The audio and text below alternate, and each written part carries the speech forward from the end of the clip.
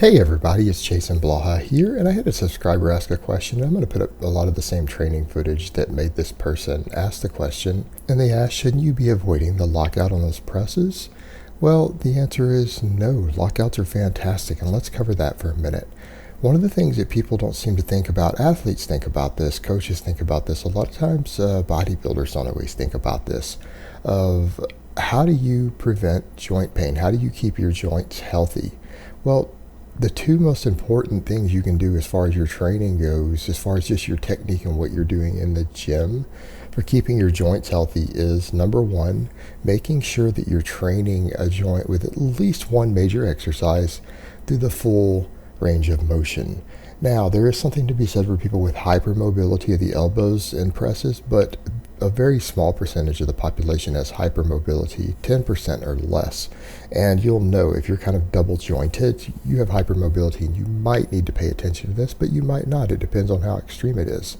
But for everyone else, skipping the lockout means that you are skipping training the full range of motion under load. This actually over time can make joints weaker.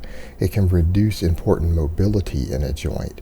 Now, when you factor that in with something else that a lot of guys are bad about doing, they don't do any sort of deep stretch training for their biceps. In fact, many do mostly partials, meaning they don't go all the way down on their curls. They don't go all the way down on their chin-ups. And if you don't ever do that under load, maybe you don't ever do incline curls. Maybe you don't go all the way down on the chin-ups. You don't do these things. You see guys, again, doing preacher curls, concentration curls with partials.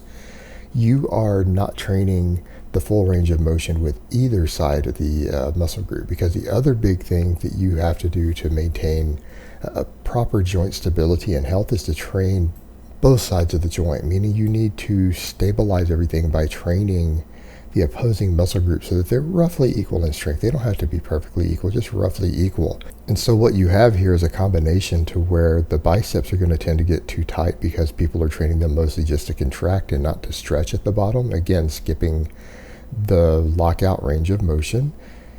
And then you're not training the triceps to fully lock out either.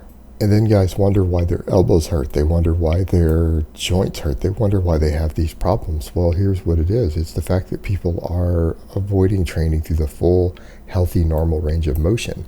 They're not training the joint to have strength through all angles.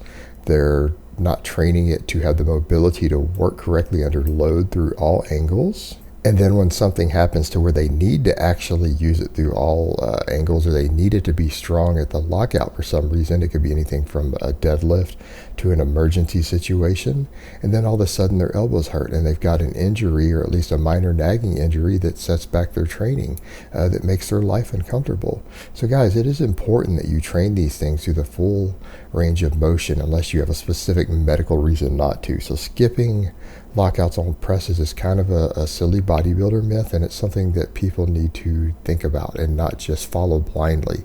Again, it's not in the best interest of your health and mobility and stability of a joint for you to be doing things like not train your triceps or any sort of press through the full range of motion, particularly if you then combine that with biceps as well, because you're doubling up on the problem on both sides of the joint.